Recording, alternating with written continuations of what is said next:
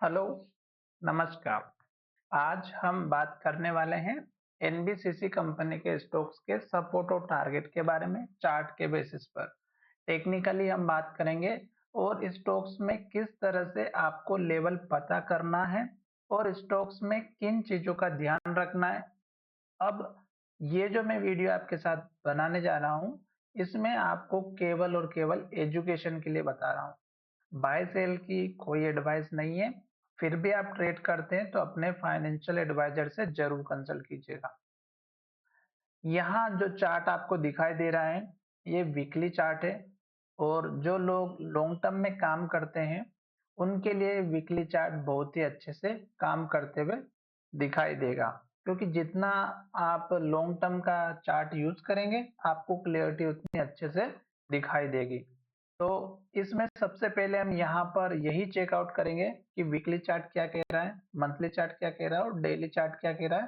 तो थोड़ा सा वीडियो लंबा हो सकता है, पर मुझे पूरा यकीन है कि आपने इस स्टॉक्स को लेकर के रखा है। तो इसका मतलब ये हुआ कि आप इस वीडियो को देख रहे हैं और वीडियो को देखने के साथ आपको ये भी पता होना चाहिए कि आपको किस तरह, किस लेवल पे और क्यों स्टॉक्स रिवर्सल या टारगेट हिट करके रिटर्न आ रहा है। ये चीज आपको ध्यान में रखना होना चाहिए। आपको कोई भी एडवाइस कर रहा है, बहुत अच्छी बात है। आप पेमेंट कर रहे हो, ये भी अच्छी बात है। पर खुद आपको ये इतना पता होना चाहिए कि स्टॉक्स का लेवल हमें कहाँ पर मिलना चाहिए, टारगेट के रूप में और स्टॉप लॉस या सपोर्ट के रूप में।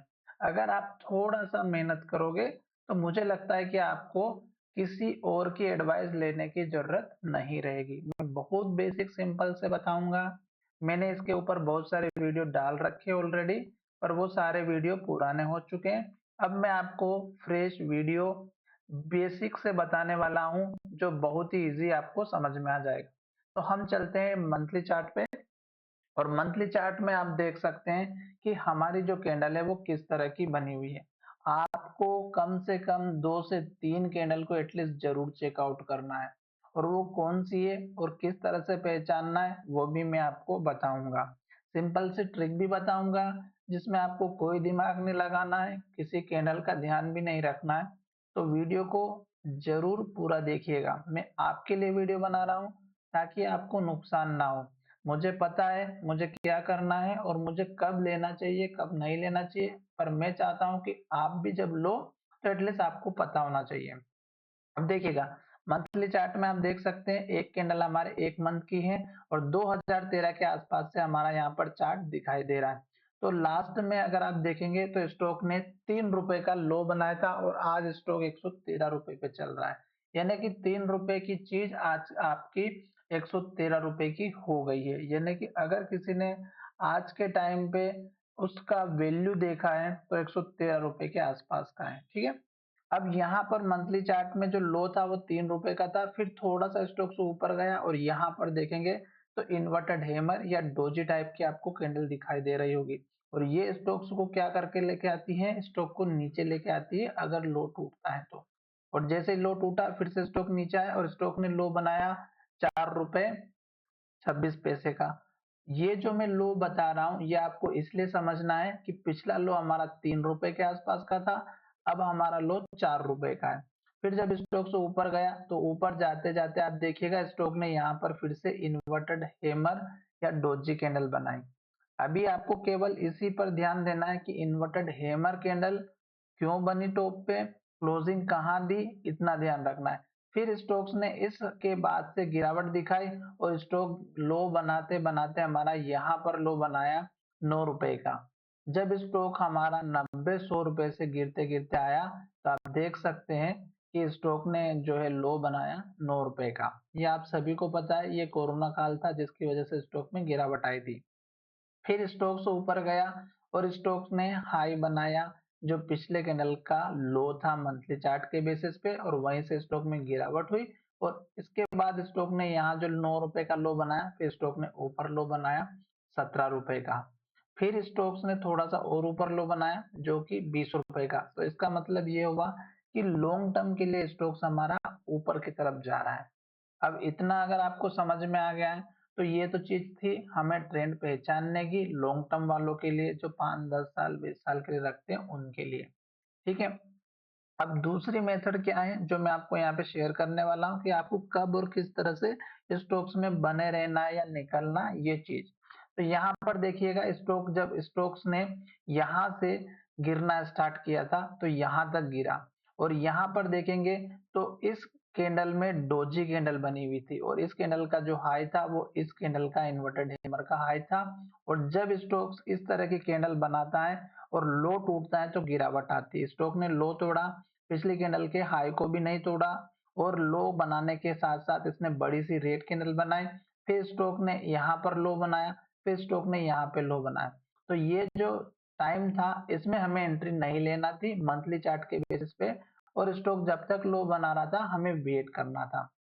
अब स्टॉक ने फिर ग्रीन कैंडल बनाए, इस कैंडल के हाई के ऊपर जो है हाई बनाया और हाई के पास क्लोजिंग दी, तो आप चाहते तो इसमें आप अपने पोजीशन बना सकते थे। फिर स्टॉक ने क्या किया, एक ग्रीन कैंडल बनाई, हाई बनाया, फिर एक और कैंडल बनी, हाई बना, फिर स्टॉक ने क्या किया, यहाँ पे ग्रीन कैंडल बनाई। तो ये जो कैंडल का लो था पिछली कैंडल का, इस कैंडल के लो के नीचे का स्टॉप लॉस लेकर के आप स्टॉक्स में पोजीशन बना सकते थे। फिर स्टॉक ने हाई बना के यहाँ तक गिरावट दिखाई और यहाँ पे लो बनाया, तो इस लो से ऊपर लो था तो यहाँ पर भी आपको बिंदास बैठे रहना था। और उसके बाद तो आप देख ही सकते क्या बढ़िया रैली आई, ग्रीन कैंडल बनी, हाई बना, हाई के पास क्लोज हुआ, फिर से ग्रीन कैंडल बनी, हाई बना, हाई के पास क्लोज हुआ। इस कैंडल को देखिएगा स्टॉक ने हाई जरूर बनाया है, और फिर दूसरी कैंडल फिर देखिएगा हाई बनते बनते स्टॉक ने कहां तक बनाया। तो हर मंथ की कैंडल को देखना है कि हाई बन रहा है या नहीं।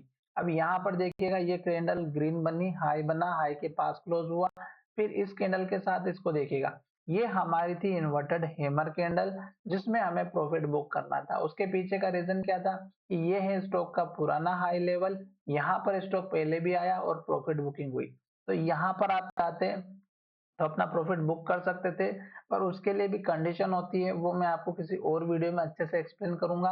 अब उसके बाद भी स्टॉक्स ने इस हाई को अगर आप देखेंगे तो ब्रेकआउट किया और यहाँ पर स्टॉक ने हाई बनाया, और इस कैंडल में देखिएगा ये डोजी बनी हुई थी। और इसके बाद की कैंडल को देखेंगे तो स्टॉक ने हाई नहीं बनाया, स्टॉक ने रेड कैंडल बनाई, और जहां से ओपनिंग हुई थी वहीं से गिरावट हुई थी। तो चाहते तो आप इस कैंडल में भी प्रॉफिट बुक कर सकते थे या इसमें भी, क्योंकि बाकी सारी कैंडल में तो स्टॉक्स ने एक के बाद एक हाई बनाते हुए ऊपर की तरफ गया। अब यहाँ पर फिर से देखिएगा ये हमारी डोजी कैंडल बनी है, और अभी मंथ की कंप्लीट हुई नहीं है और स्टॉक हमारे लो के पास आ चुका है और लो की तरफ क्लोजिंग दे रहा है। और पिछली कैंडल का जो लो था 113 रुपए 33 पैसे का, उसको तोड़ के स्टॉक ने लो बनाया 112 रुपए 13 पैसे का, यानी कि स्टॉक अब नीचे की तरफ जाता हुआ दिखाई दे रहा है। तो मंथली चार्ट के बेसिस पर हमारा सपोर्ट इस कैंडल का हाई, इस कैंडल का हाई, और यहाँ पे जो हाई बना इसके आसपास देखने को मिलेगा। सिंपल सी बात है, अगर स्टॉक आपने लेके रखा और इस तरह की ग्रीन कैंडल बनती है तो हमें बैठे रहना है, और अगर स्टॉक इस तरह की एक के बाद एक रेड कैंडल बनाता है तो हमें वेट करना है जब तक स्टॉक रुक ना जाए तब तक। कंफर्मेशन लेना एक अलग मेथड होती है, कि कंफर्मेशन कहाँ कैसे पता चलेगा वो एक अलग मेथड होती है। अब हम चलते हैं वीकली चार्ट पर। वीकली चार्ट स्पष्ट में अच्छे से दिखाई दे रहा है कि स्टॉक का ये जो पुराना हाई था, स्टॉक हमारा यहीं से इसी लेवल से रिटर्न आते हुए दिखाई दे रहा है जब स्टॉक इसके पास आया, तो देख सकते हैं। और उसके बाद देखिएगा यहाँ पर भी वीकली चार्ट में देखेंगे तो ये जो हमारी इन्वर्टेड हैमर कैंडल है ये हमें ये इंडिकेशन दे रही है कि स्टॉक में अभी ऊपर जाने का पोटेंशियल नहीं बचा है, इसलिए स्टॉक ने यहाँ से गिरावट दिखाई और इसकी क्लोजिंग भी हमारी नीचे की तरफ हुई है। इसलिए थोड़ा सा ध्यान देना है, क्यों, क्योंकि स्टॉक्स में वॉल्यूम के साथ ट्रेडिंग हुई थी। स्टॉक अगर वॉल्यूम के साथ ट्रेड कर रहा है और स्टॉक में बाइंग आती तो स्टॉक ऑब्वियसली यहाँ हाई के पास क्लोज होता, और ऐसा नहीं हुआ, स्टॉक में सेलिंग प्रेशर आया। वो भी मैं आपको अच्छे से समझाऊंगा कि सेलिंग प्रेशर क्यों आता है, किस लिए आता है, क्या रीजन होता है। ठीक है। अब स्टॉक हमारा यहाँ पर देखिएगा इस पुराने हाई के पास आया, स्टॉक में यहाँ से गिरावट आई, और यहाँ पर अगर आप देखेंगे तो इस कैंडल का हाई बना, फिर डोजी बनी, फिर स्टॉक ने हाई बनाया, फिर हाई बनाया, और इस कैंडल में भी हाई बनाया, पर पिछली कैंडल के लो के नीचे क्लोजिंग दी। और उसके बाद की जो कैंडल थी वो देखिएगा यहाँ से फिर से इस कैंडल के लो को तोड़ा और नया लो बना, फिर स्टॉक ने इस लो को तोड़ के यहाँ पे लो बनाया, और अब स्टॉक में कैंडल कौन सी बनी है, फिर से डोजी टाइप की, यानी कि स्टॉक अब हमारा फिर से इस लो को अगर तोड़ देता है तो स्टॉक का सपोर्ट लेवल इस कैंडल के हाई के आसपास का, जो कि 105 रुपए का हमें वीकली चार्ट पे दिखाई दे रहा है। तो 105 रुपए के आसपास का ऑटोमेटिक आपको सपोर्ट लेवल दिखाई दे रहा होगा। 105 का स्टॉक का सपोर्ट है। टारगेट हम देखेंगे, टारगेट अगर आप चाहें तो इस कैंडल के हाई के आसपास का रख सकते हैं, इस कैंडल के हाई का भी रख सकते हैं, पर सपोर्ट लेके जब स्टॉक ऊपर की तरफ जाएगा तब के लिए। अब हम चलते हैं डेली चार्ट की तरफ। डेली चार्ट आपको और क्लियर कट इंडिकेशन देगा, जो कि आपको अच्छे से समझ में आ जाएगा। हम अगर देखें स्टॉक यहाँ से स्टॉक्स ने हाई बनाना स्टार्ट किया, यहाँ तक हाई बनाया, यहाँ भी हाई बनाया। इसमें देखिएगा आप इन्वर्टेड हैमर कैंडल जरूर चेकआउट कर रहे होंगे, पर नेक्स्ट कैंडल को देखिएगा, स्टॉक ने ना तो इसके हाई को ब्रेक किया, लो को ब्रेकआउट जरूर किया, पर क्लोजिंग इसके ऊपर दी। और नेक्स्ट कैंडल ने फिर से लो जरूर तोड़ा है इस कैंडल का, पर कैंडल ने ग्रीन कैंडल बनाई और पिछली कैंडल का हाई भी ब्रेक हुआ और हाई के पास क्लोज हुआ। फिर कैंडल ग्रीन बनी, हाई बना, फिर कैंडल ग्रीन बनी, हाई बना, फिर ग्रीन कैंडल बनी और हाई बना। इस कैंडल में देखिएगा, इस कैंडल को समझना इतना इंपॉर्टेंट है क्योंकि आपको यहीं से पता चल जाएगा। पहला, स्टॉक का वॉल्यूम देखिएगा, स्टॉक का वॉल्यूम ज्यादा था, स्टॉक ने जहां से ओपनिंग की वहीं से गिरावट हुई, स्टॉक ने पिछली कैंडल के लो को तोड़ा, उसके नीचे क्लोजिंग दी, उस कैंडल के हाई को भी ब्रेक नहीं किया। तो इसका मतलब ये था कि यहाँ से हमें हाई अलर्ट हो जाना चाहिए था और अपना प्रॉफिट बुक कर लेना चाहिए था। अगर नहीं किया तो कोई बात नहीं, घबराने की बात नहीं है, स्टॉक यहीं रहेंगे, मार्केट भी यहीं रहेगा, आप अपनी प्रैक्टिस को जारी रख सकते हैं। उसके बाद देखिएगा स्टॉक ने इस हाई को और इस लास्ट के लो को आपको हमेशा नोट करके चलना है कि जब स्टॉक हमारा लास्ट का हाई बना रहा है और लास्ट का लो कहां पर बना रहा है, क्योंकि हाई अगर टूटेगा तो स्टॉक ऊपर की तरफ जाएगा, लो टूटेगा तो नीचे की तरफ जाएगा। और यहाँ पर देख सकते हैं जब स्टॉक नीचे की तरफ आया तो स्टॉक ने लो 113 रुपए का बनाया और जब स्टॉक ऊपर की तरफ जाने लगा तो यहाँ पर 3 दिनों तक मशक्कत करता रहा, कौन से लेवल पे, 125 रुपए के लेवल पे, और इसको ब्रेक नहीं कर पाया और फिर स्टॉक ने गिरावट दिखाई और एक के बाद एक रेड कैंडल और लो बनाते हुए नीचे की तरफ आया। अब स्टॉक कहां पर अटका है, फिर से इसी लेवल के पास। यहीं पे स्टॉक ने डोजी भी बनाए, 2 दिनों तक इसी लेवल पर ट्रेड किया नीचे की तरफ, पर स्टॉक जब ऊपर जाने लगा तो स्टॉक में आ चुका 50 डेज का मूविंग एवरेज का रेजिस्टेंस, जो स्टॉक को एक तो ऊपर नहीं जाने दे रहा और पिछला जो हाई था उसके नीचे हाई बना। तो अब स्टॉक से इस लेवल को नहीं तोड़ पाएगा 116 रुपए 75 पैसा या 117 रुपए को, तो फिर आप सोच सकते हैं कि ये स्टॉक का लेवल कैसे अचीव होगा। अभी स्टॉक सपोर्ट के पास खड़ा है और 2 दिनों से देखेंगे तो यहाँ पे एक तो इन्वर्टेड एमर बनी और एक बहुत बड़ी रेड कैंडल बनी है, जिसकी वजह से इस स्टॉक्स में इस लेवल को तोड़ने का थोड़ा बहुत कंफर्मेशन मिल रहा है। अब स्टॉक आकर के कहाँ रुकेगा ये देखिएगा। अगर आपको कुछ समझ में नहीं आ रहा है तो मूविंग एवरेज की जो 2 लाइन दिखाई दे रही है 150 और 200 डेज की, ये स्टॉक को सपोर्ट देती हुई दिखाई देगी। अगर आपको वो भी नहीं दिखाई देता है तो आप चार्ट को थोड़ा सा छोटा कीजिएगा और यहाँ पर देखिएगा कि ऐसी कौन सी लेवल है जहां पर स्टॉक में सबसे ज्यादा रेजिस्टेंस या सपोर्ट मिला।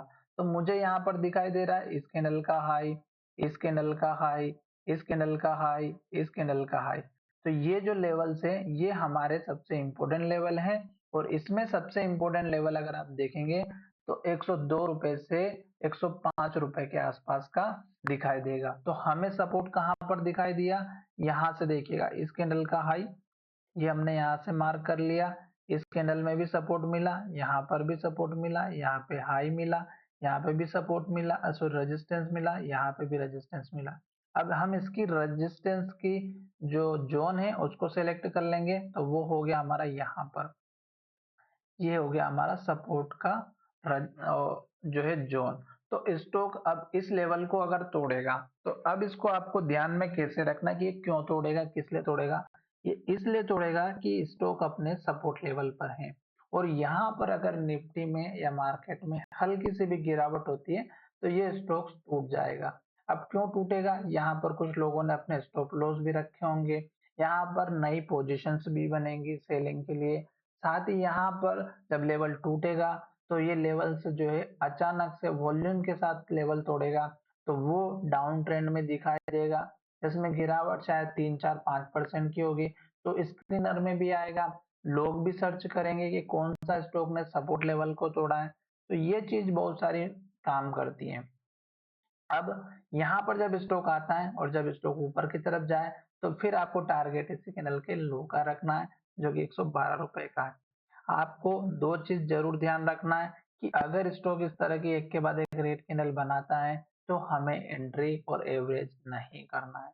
दूसरा, स्टॉक अगर इस तरह की एक के बाद एक ग्रीन कैंडल बना रहा है, हाई बना रहा है, तो हमें स्टॉक्स में अगर इन्वेस्ट करके रखा है, तो बैठे रहिएगा जब तक स्टॉक हाई बना रहा है तब तक। यहाँ भी देखिएगा स्टॉक हाई बनाते बनाते यहाँ तक गया, इन्वर्टेड हैमर बनी। इस कैंडल के हाई के बाद स्टॉक ने हाई नहीं बनाया और इस कैंडल को भी देखेंगे तो हाई नहीं बना। तो इसका मतलब ये हुआ कि या तो आप इस कैंडल में प्रॉफिट बुक कर सकते थे या इसमें वेट कर सकते थे, और जैसे स्टॉक ने इस कैंडल के लो को थोड़ा गिरावट आई, तो यहाँ तक गिरावट आई। तो इन चीजों का आपको ध्यान में रखना है। आशा करता हूँ कि वीडियो अच्छा लगा होगा, और अगर वीडियो अच्छा लगा है तो चैनल को जरूर सब्सक्राइब करें और अपने दोस्तों के साथ शेयर करना बिल्कुल भी ना भूलें। और मुझे ये जरूर कमेंट कीजिएगा कि आपने कितने शेयर्स किस लेवल पर बाय करके रखे हुए हैं, ताकि आपको पता चले कि आपको कब और कहाँ एंट्री लेना चाहिए। ये चीज आपको एटलीस्ट पता होना चाहिए। अगर आप एडवाइजरी ले रहे हैं कहीं से, तो पेमेंट अगर आप दे रहे हैं तो आपका पूरा हक है कि उसको पहचानो, और ये भी पूछो कि ये लेवल जो आपने मुझे यहाँ पर शेयर को बाय करने के लिए कहा है, इसके पीछे का टेक्निकल रीजन क्या है या फिर फंडामेंटल रीजन क्या है। तो वो चीज आपको पता होनी चाहिए, और आपको ये भी पता होना चाहिए कि मैं जो लेवल पर शेयर खरीद रहा हूँ, क्या वो सही लेवल पर है या नहीं। चलिए, धन्यवाद, मिलेंगे नए वीडियो में।